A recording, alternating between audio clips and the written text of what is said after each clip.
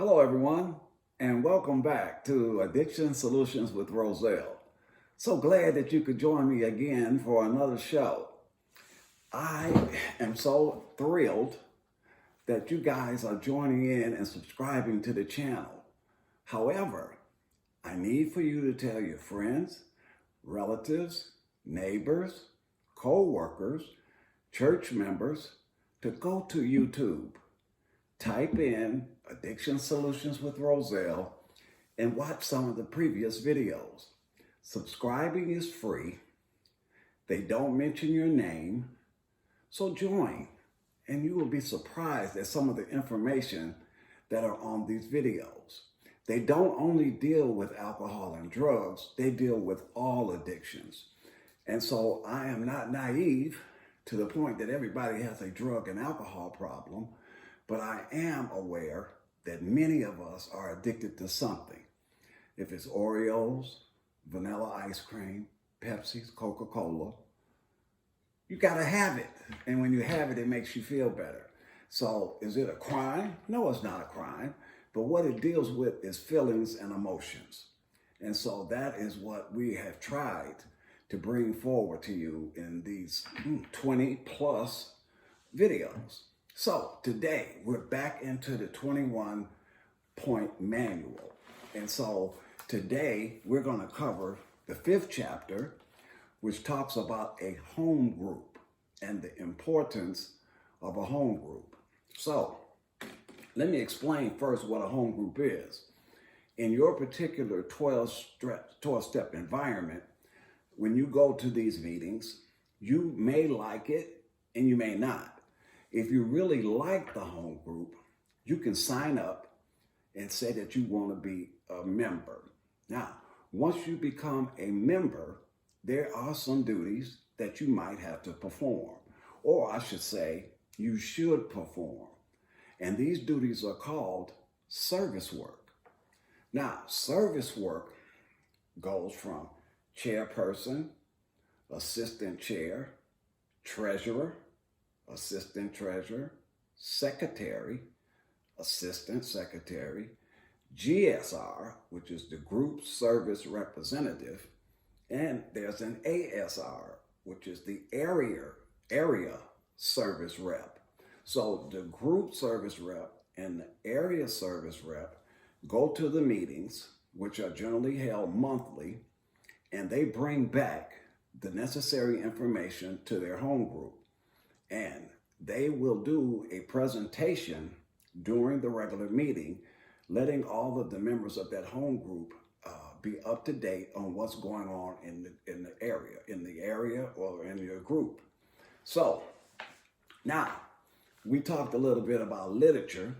So when you go to the group, the GSR, when they go to the group meetings, they can bring back literature. They can request to purchase literature. They can bring back flyers of upcoming events, like, all of the 12-step programs have dances, they have, banquets, they have, talent shows, they have all sorts of things that people think, oh, I ain't getting high no more, I can't have any fun, oh, I got to just sit up and be miserable. No, they have fun just like anybody else. They party. They have ballroom dancing, they have conventions where, they have talent shows, they have people, telling jokes, comedians, they have contests, dancing, things of this sort. And so, they sell literature or they sell memorabilia, whatever 12-step group you're associated with, so that, t-shirts and things of this nature. So, I suggest that you go to a convention, in your area, or, hey, take some vacation time, hop on a plane, if you can afford it, and go to a convention and meet other recovering people, because you have to change your environment. As we said earlier in this 21-point manual, that your environment is so important and you have to change it. So a home group is the first place that you change this environment, because once you decide this is the group I want to participate in, I'm comfortable with the people. They're telling the truth to the best of my knowledge. They're not lying to me. They're not accepting none of my nonsense. They're checking me when I'm out of line. That's the kind of home group you need. You don't need a home group where everybody's feeding into you, because it's not about you. Nobody's more important than the group. Nobody is more important than the fellowship, because it's always been said, you can't do without the fellowship, but the fellowship can do without you. And so all of the times that I miss meetings and, I have to get back in the swing, I've been sick, I'm not making excuses. I'm still bleed NA blue, Narcotics Anonymous blue. I still bleed it, because initially, I'm telling you, I'm not trying to coast or anything like that, but I went to so many meetings, it was ridiculous, but I had to. And so I got to get back in the swing. But let me tell you something. If you don't participate, if you're a newcomer and you think because you haven't got high or you stayed away from your addiction for several days, couple of weeks, maybe a month, maybe 3 months, that you can do this on willpower,